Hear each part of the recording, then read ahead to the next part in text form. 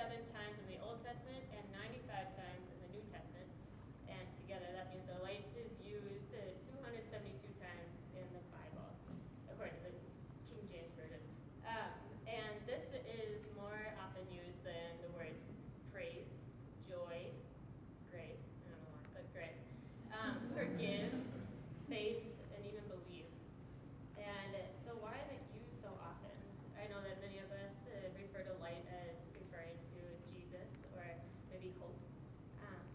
But let's look at a couple of verses in the Bible that have to do with light. So you don't have to look very far. It's right on the very first page of the Bible in Genesis chapter 1, verses 3 through 4. And God said, "Let there be light," and there was light. And God saw the light, and it was good. And God divided the light from the darkness. And let's skip forward to Psalm 119, verse 105. Thy word is a lamp unto my feet and a light unto my path. And Matthew 5:14, you are the light of the world. A city on a hill cannot be hidden. And finally, John chapter 1, verse 5. For the light shines in the darkness, and the darkness shall never overcome. Let me say that one again. The light shines in the darkness, and the darkness shall never overcome. Many days, especially in school, we're overcome with darkness. As soon as we finish one assignment, another one creeps up onto our plate.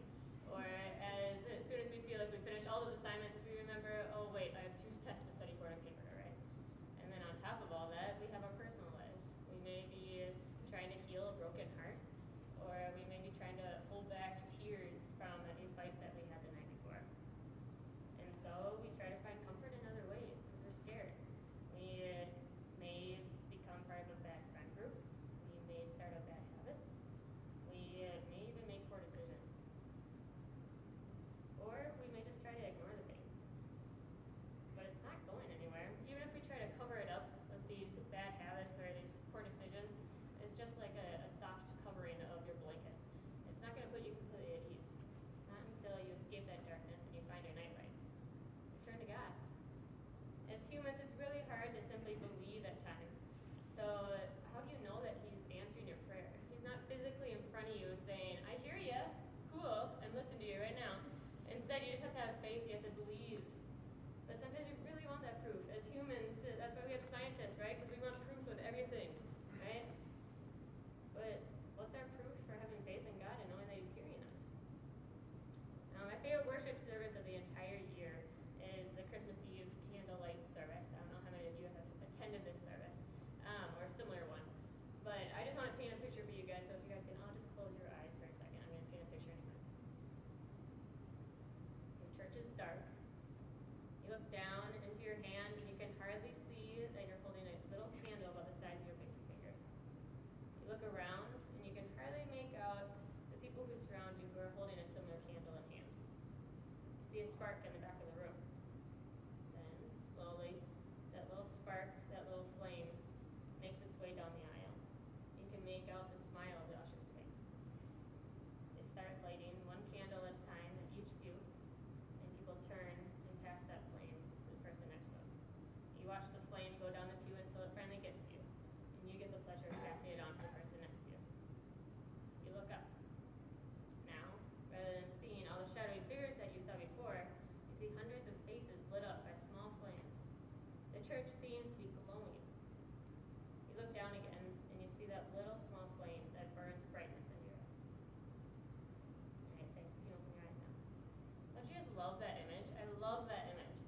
The cold, dark church also transformed into this glowing, full of smiles church, right?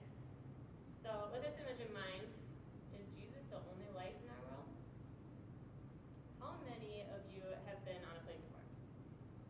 Cool. All right, me too. How many of you have been on a plane before that took off on a cold, gloomy day? All right, that's my favorite time to fly. It's a cold, gloomy day where it just looks like poop outside. Looks kind of like this. All right, it's just gray and nasty, right? All right, so you're going to the airport and you're like, crap, it's probably gonna rain. It's gonna be disgusting. You finally get on your plane. And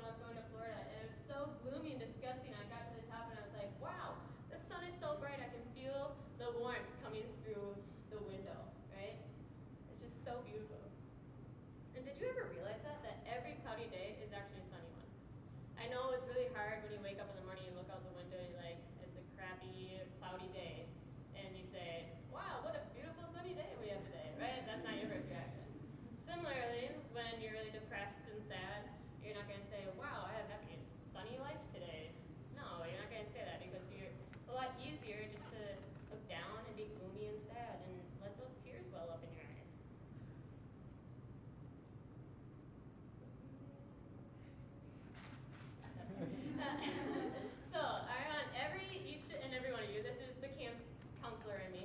I'm going to have you guys all reach into your pocket and pull out a candle.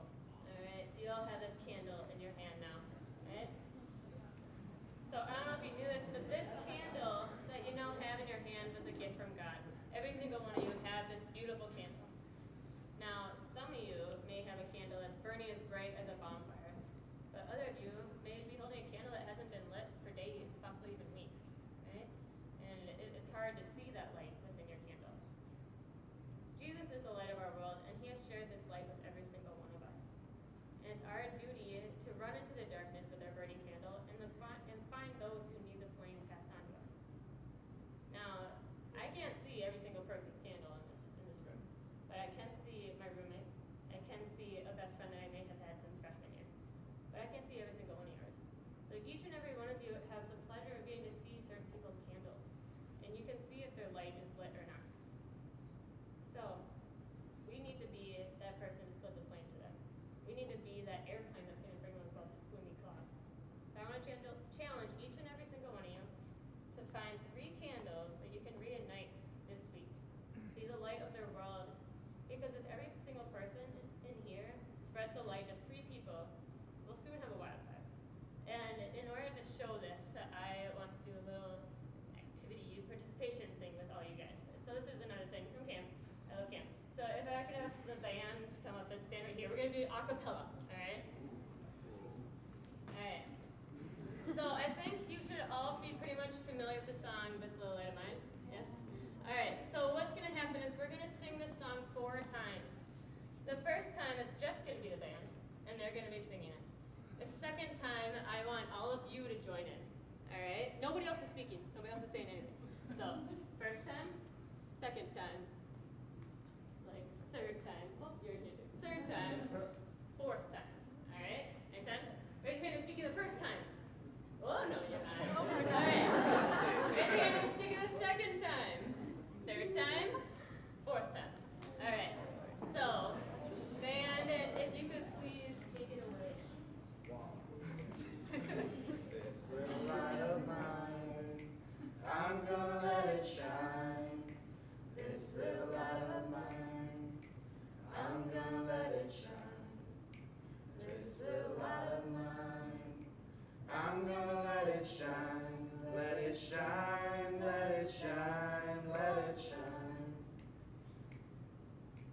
This little light of mine, I'm gonna let it shine.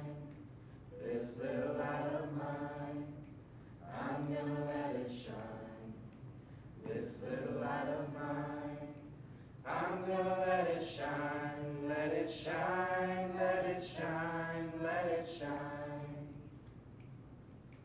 This little light of mine, I'm gonna let it shine.